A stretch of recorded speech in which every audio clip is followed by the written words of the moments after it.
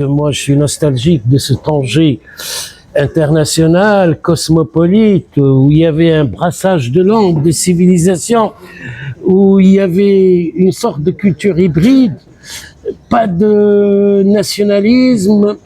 Et donc, c'est vrai que mon livre parle d'un passé, donc il y a une présence de nostalgie, mais c'est pas une nostalgie mélancolique.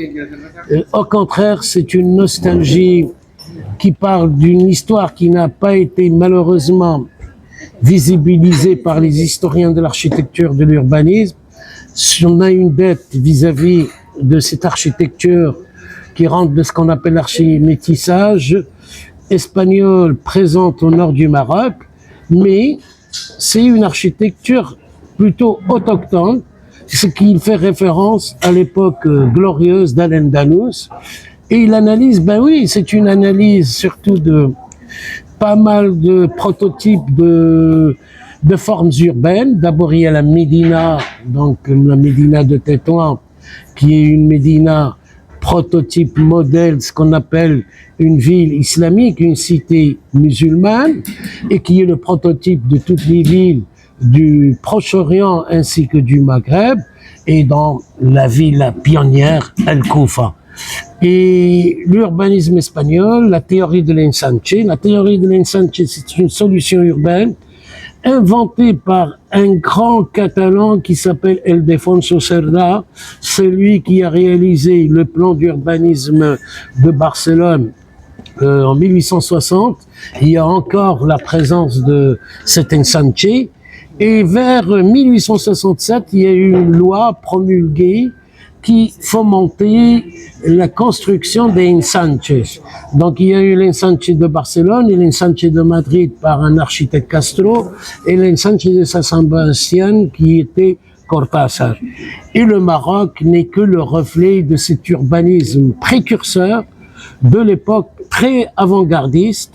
Et donc nous avons la grande chance aujourd'hui d'avoir ce livre qui parle de tout ça, les acteurs, les administrateurs, les architectes, les ingénieurs, et pour que les Tétouanais assument leur histoire, leur mémoire urbaine, et commencent à lire et savoir qu'est-ce qu'il a été fait, qu'est-ce qui n'a pas été fait, pour qu'ils se réapproprient cet espace, le sauver et lutter contre ce qu'on appelle la spéculation urbaine.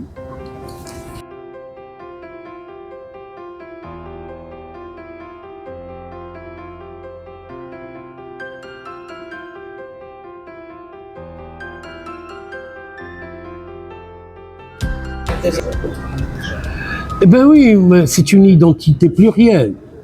Donc, il faut assumer aujourd'hui qu'on est dans un monde, un village global, qu'on est, c'est-à-dire dans les relations, surtout, c'est ce qui est anormal aujourd'hui, c'est de parler de frontières et d'ériger des murs. Lorsqu'on a accès à tout ce qui est maintenant, par exemple, les réseaux sociaux, on voit cette connexion de la jeunesse mondiale. On l'a vu récemment avec la génération Z, comment génération Z au Maroc, génération Z au Népal, au Pérou, au Madagascar.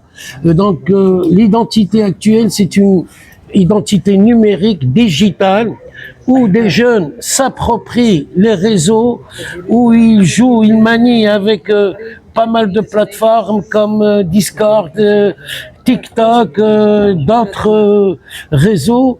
Et donc c'est un autre monde. Nous, on est resté, c'est-à-dire très dépassé maintenant par rapport à cette jeunesse actuelle. Et ce qui est, c'est-à-dire l'urbanisme colonial, moi j'aime pas parler d'urbanisme colonial, parce que c'était pas un urbanisme qui a été imposé, c'est-à-dire c'est pas un discours qui est venu préétabli et imposé à la société marocaine. Au contraire, ces acteurs, que ce soit au nord du Maroc ou au protectorat français, ce qu'ils ont fait, c'est qu'ils ont respecté mieux notre legs, notre fonds culturel architectonique que maintenant les Marocains. On le voit comment on est en train de détruire ce patrimoine.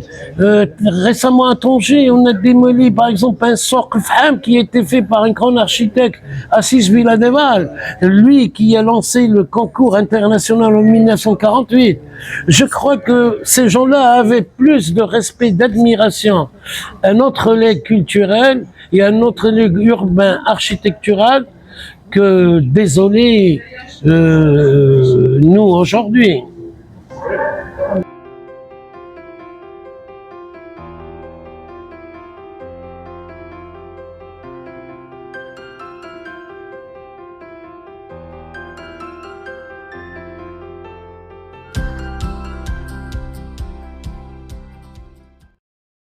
Oui, c'est un voyage.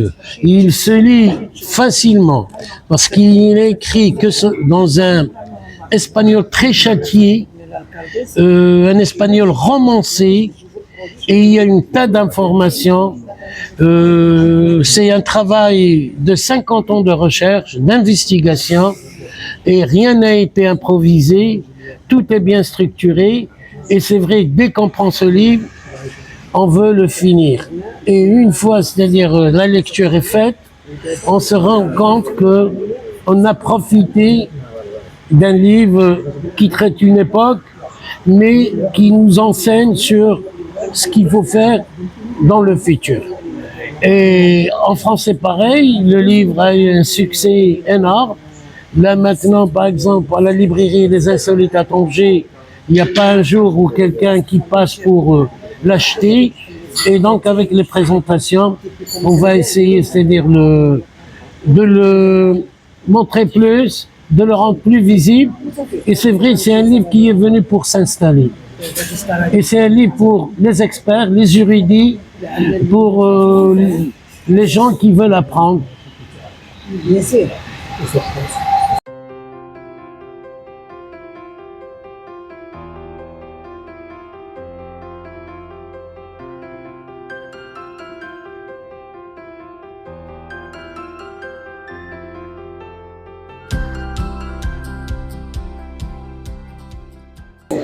C'est que, ben oui, il faut s'inspirer de ce Tétouan, que ce soit la Médina, que ce soit la ville nouvelle.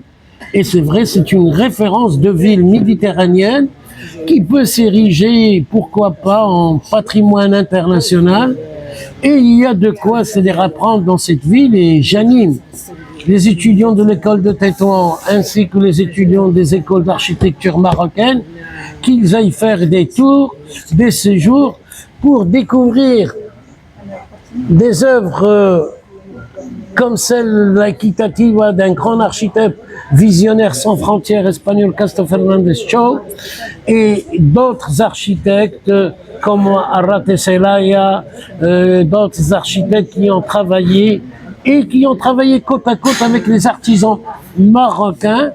Il ne faut pas oublier que c'est grâce à Mariano Bertucci qu'on a pu récupérer l'artisanat tétouanais et aujourd'hui on a des chefs-d'œuvre.